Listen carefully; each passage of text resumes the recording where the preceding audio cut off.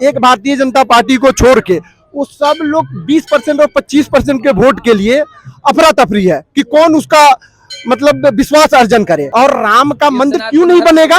राम का मंदिर अयोध्या में नहीं बनेगा तो आप लाहौर में बनाइएगा। आज से 70 साल पहले 1947 में ही रामलला का वहाँ पे विमान हो जाना चाहिए था मंदिर का। इस देश की दुर्भाग्य रही है जो कांग्रेस आज तक सत्ता में थी, वो राम मंदिर के लिए उन्होंने कुछ नहीं किया। सबके राम और सब में राम, ये कांग्रेस की अपनी नीतियां हैं। सनातन धर्म मंदिर पर टिका हुआ है और सबके लिए है। जब कार सेवा हुई थी मैं वहाँ पे प्रेजेंट था, कोई भी विपक्ष नेता आज बोल रहा है जो कि ये करो वो करो, वहाँ पे वो लोग क्यों नहीं आए कार सेवा करने के लिए? क्योंकि एक तरफ से गोलियां चल रही थी, एक तरफ हम लोग वहाँ आगे बढ़ रहे थे। तब ये सरकार कहाँ थी? ये कांग्रेस की सरकार कहाँ थी? जो विरोध कर रहे हैं वो लोग उस टाइम कहाँ थे? आज भी मेरा मतलब रोंगटे खड़ा हो रहा है। जो एक तरफ से गोलियां चल रही थी, हम लोग आगे बढ़ रहे थे, उस टाइम में राहुल गांधी कहाँ था?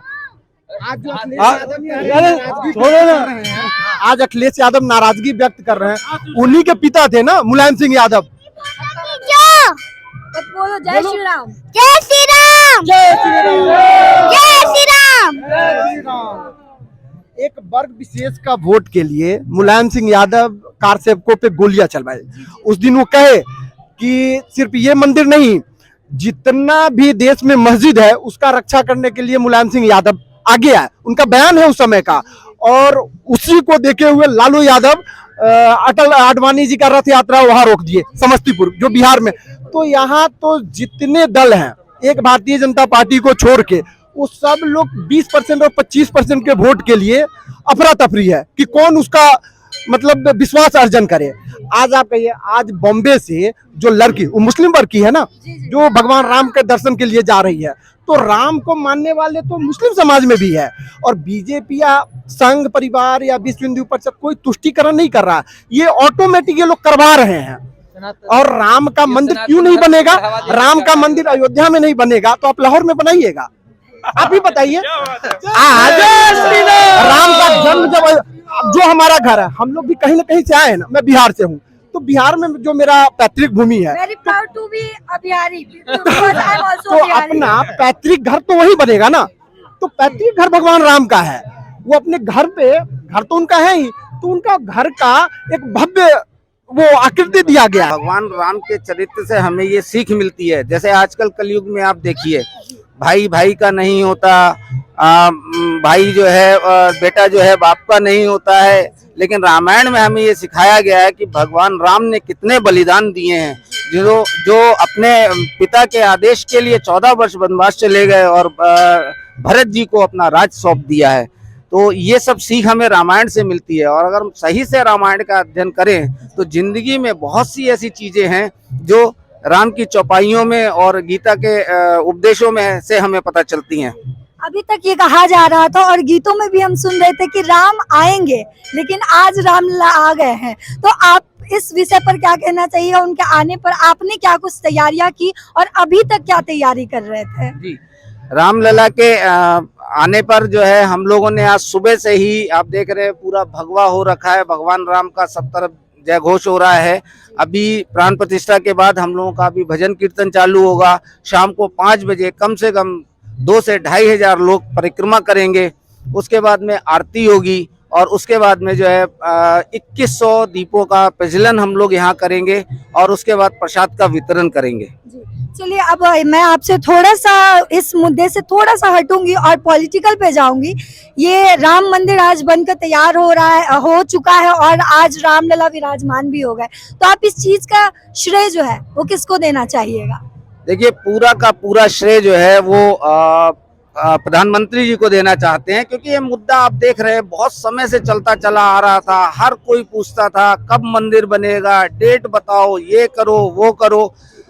विश्व हिंदू परिषद और हमारे जितने भी आरएसएस के कार्यकर्ता हैं, उन्होंने कार सेवा की।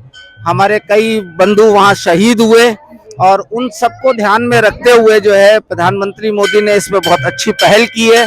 हमारे योगी आदित्यनाथ जी ने बहुत अच्छी पहल की है और आज कोई ये नहीं कहेगा कि डेट बताओ, मंदिर बनके तैयार है। श्री राम एक शब्द नहीं है, श्री राम और हनुमान से बड़ा कोई भक्त नहीं है। चलिए क्या मैं आपसे ये पूछना चाहूंगी कि क्या आप इनकी बातों से सहमत हैं? हाँ या ना? एकदम एकदम सहमत हैं। चलिए इन्होंने पूरा श्रेय जो है वो नरेंद्र मोदी और बीजेपी को दिया है, आरएसएस को दिया है। तो मैं अब आपसे अगला सवाल ये पूछना चाहूंगी, ये फैसला सुप्रीम कोर्ट ने लिया है, प्रधानमंत्री नरेंद्र मोदी ने नहीं, तो फिर ये सारा श्रेय जो है नरेंद्र मोदी को ही क्यों?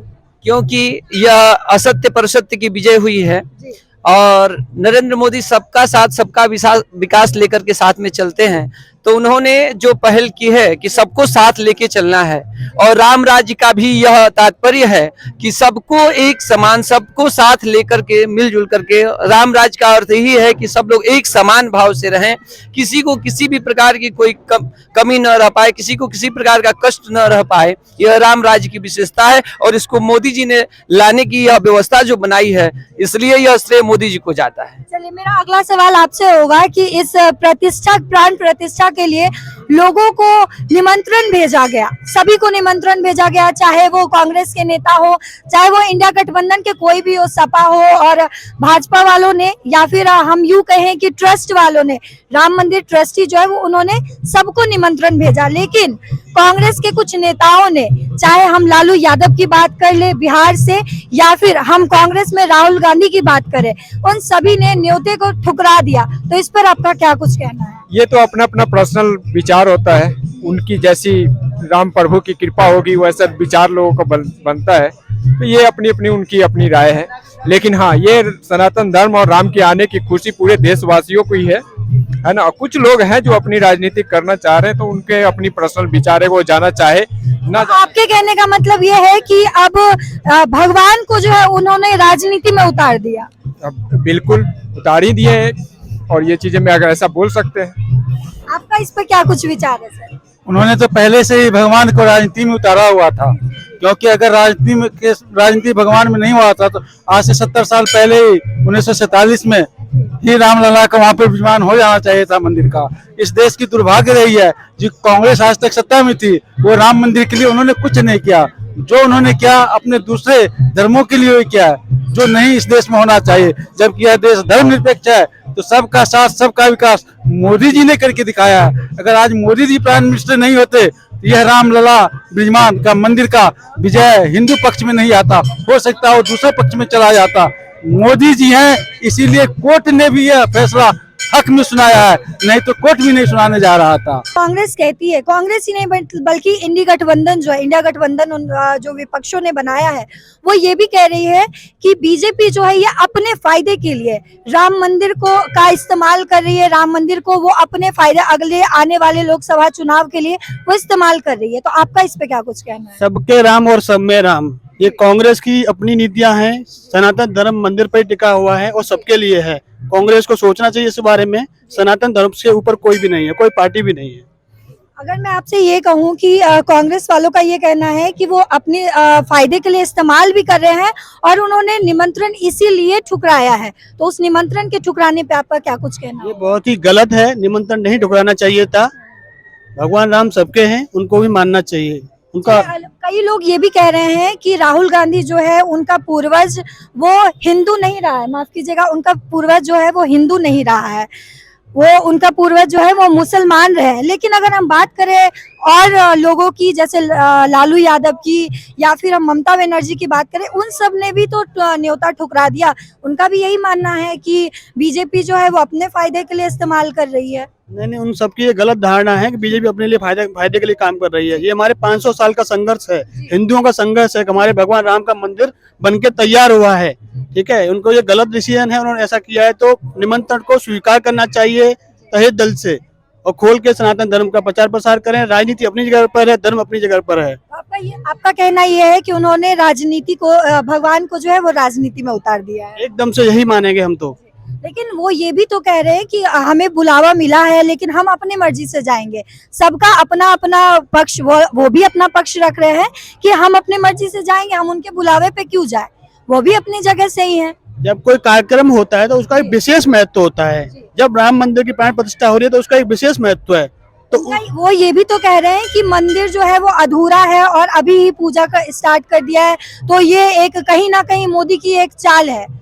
इस पर आप क्या कुछ कहना नहीं, चाहिए? इसमें कोई चाल नहीं है। हमारे भगवान श्री राम इतने सालों से टेंट में थे, तो जितनी जल्दी पहुंच सके मंदिर में उसके लिए कार्यक्रम बनाया गया है।